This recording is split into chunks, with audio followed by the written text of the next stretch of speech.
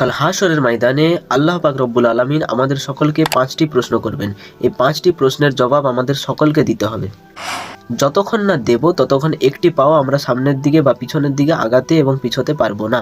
এই প্রশ্নগুলি কি কি? 1 নম্বর হলো হায়াত। আল্লাহ আমাদেরকে যে হায়াত দিয়েছেন সেই হায়াতটা আমরা কোন কাজে ব্যয় করেছি। 2 নম্বর হচ্ছে যৌবনকাল।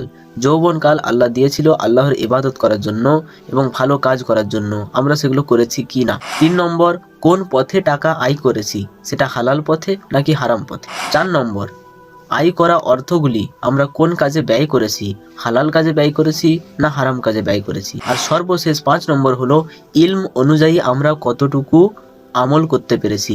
অর্থাৎ আমরা জানি যে নামাজ আমাদের জন্য ফরজ, কিন্তু আমরা এটা জানা সত্ত্বেও এই যে নামাজ পড়ছি না, এইটা আল্লাহ জিজ্ঞেস করবেন।